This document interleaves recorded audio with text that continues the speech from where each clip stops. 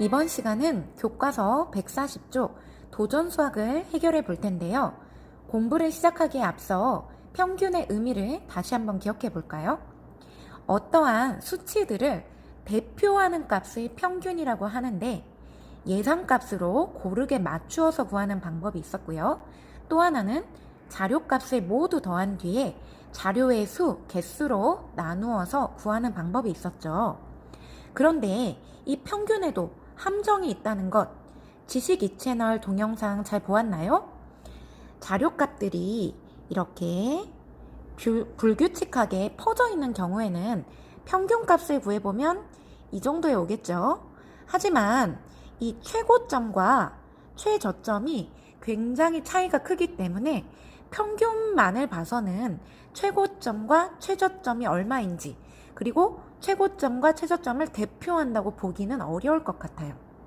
이렇게 평균이 우리에게 필요하고 굉장히 유용하기도 하지만 이 평균이 매번 모든 수치의 중간을 의미하는 건 아니라는 것 기억하면서 오늘의 도전수학 문제를 풀어보도록 하겠습니다. 자, 아이스쇼 참가권 한 장을 받기 위해 중기, 슬기, 연수, 지혜가 대회에 참가했어요. 심사위원 5명이 이렇게 점수를 매겨놓은 표가 나와 있는데요. 자, 이 표를 보고 아이스쇼 참가권을 받게 될 친구를 선택해 보도록 할 거예요. 자, 옆 페이지에 보면 이렇게 문제들이 나와 있습니다. 우선 구하려고 하는 것은 무엇인가요? 자, 구하려고 하는 것은 이 문장으로 되어 있는 문제에 보통 맨 뒤에 나와 있죠. 아이스쇼 참가권을 받게 될 친구 한 장밖에 없기 때문에 한 명을 뽑아야 돼요. 그 친구 한 명을 우리가 구해야 합니다. 자, 그러면 어떤 방법으로 구해야 할지를 여러분이 생각해 봐야 되는데요. 모든 친구들과 이야기해 보라는 것은 지금 원격 수업 중이기 때문에 할 수가 없어요. 그래서 여러분 혼자 스스로 방법을 한 가지 생각해서 이 방법을 여기다가 적어 보시고요. 그 방법대로 여러분이 구해서 친구를 선택하면 되겠습니다. 그 다음 우리 모듬에서 선택한 친구와 그 이유를 다른 모듬과 비교해 보세요. 이 문제 역시 여러분 지금 비교할 수 없기 때문에 여러분 스스로 방법 두 번째 다른 방법으로 한 번 더 문제를 해결해 본 다음에 위의 방법과 서로 비교해 보면 되겠습니다. 자, 방법 1과 방법 2를 두 가지 방법으로 구해서 각각 어떤 차이가 있는지 비교해 보면서 오늘 문제를 해결해 보도록 할 거예요. 영상을 잠시 멈추고 여러분이 문제를 해결한 뒤에 영상을 다시 확인해 주도록 하세요. 자, 여러분 스스로 두 가지 방법으로 문제 해결해 보았나요? 교과서 140쪽에 보면 중기와 슬기가 이야기해주고 있는 부분을 힌트로 삼아서 문제를 해결할 수 있었을 거예요. 자, 우선 중기가 알려주고 있는 방법을 한번 확인해 보겠습니다. 심사위원들의 생각이 모두 다를 수 있으니까 공정하게 선택하려면 심사위원 5명의 점수를 더해서 5로 나누면 되지 않을까? 자, 모든 수를 더해서 5명으로 나눈다라는 소리는 평균을 구해서 구한다라는 소리예요. 아마 많은 친구들이 이 방법으로 문제를 해결했을 것 같은데요. 한번 평균으로 문제를 해결해 보는 방법 풀어보도록 하겠습니다. 먼저 중기의 점수를 구하려면 자, 심사위원 5명의 점수를 모두 더한 다음에 자, 괄호를 묶고요. 5명의 점수기 때문에 5로 나눠주면 되죠. 자, 계산해보면 얼마가 나옵니까? 92점이 나올 거예요. 슬기도 마찬가지입니다. 모두 싹 더해서 5로 나눠주면 92점이 나오고요. 연수의 평균값도 이렇게 모두 더해서 5로 나누면 92점이 나옵니다. 자, 마지막 지혜의 자, 점수들을 모두 더해서 5명이니까 5로 나누면 92점이 나와요. 자, 첫 번째 방법인 평균을 구해서 우리가 한 명을 뽑아보려고 했는데 자, 어떤 결과가 나오나요? 모든 친구들의 평균값이 똑같아져 버렸어요. 92점입니다. 그러면 모두 동점이기 때문에 이 방법으로는 한 명을 구할 수가 있을까요? 없을까요? 없어요. 그래서 다른 방법이 필요하겠죠? 자, 그러면 다른 방법, 어떤 방법이 있을까요? 자, 여기 슬기에 한번 생각을 확인해 볼게요. 심사위원 5명 점수를 모두 더해 나눈 것이 공정하다고 할 수는 없을 것 같아. 만약에 어떤 심사위원이 한 선수에게 특별히 낮은 점수를 아주 낮게 줘버리거나 아니면 점수를 너무 높게 줘버린다면 어떻게 될까요? 평균 점수가 확 떨어져 버리거나 혹은 확 높아질 수 있겠죠.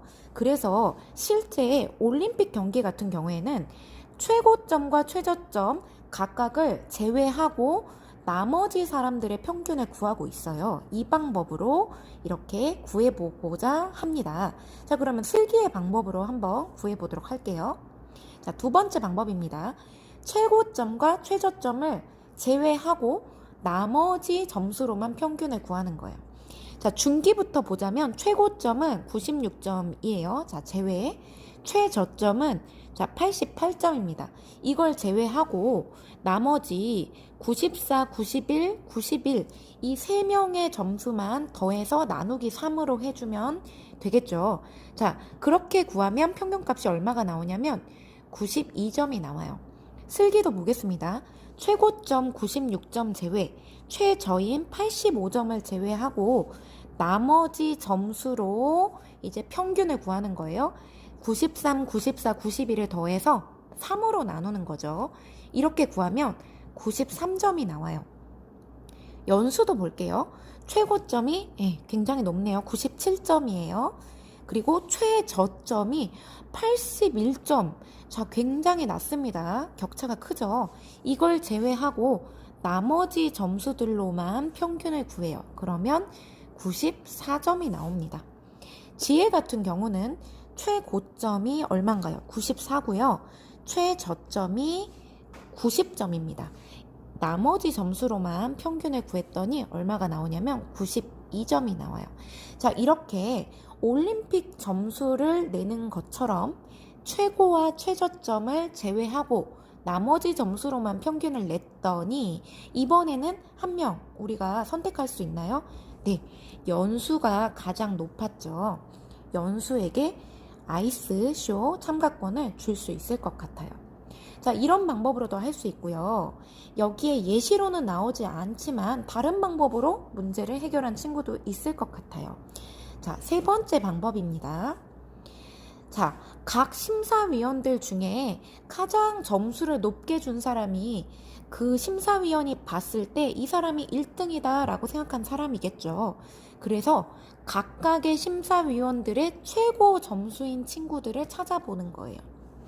예를 들어서 자, 심사위원 1번 심사위원은 슬기가 가장 잘했다라고 생각한 거고요. 2번 심사위원은 연수가 가장 잘했다라고 생각했습니다. 3번 심사위원은 자, 이 중에 지혜가 가장 잘했다라고 생각했고요. 4번 심사위원은 준기가 가장 잘했다라고 생각했고요.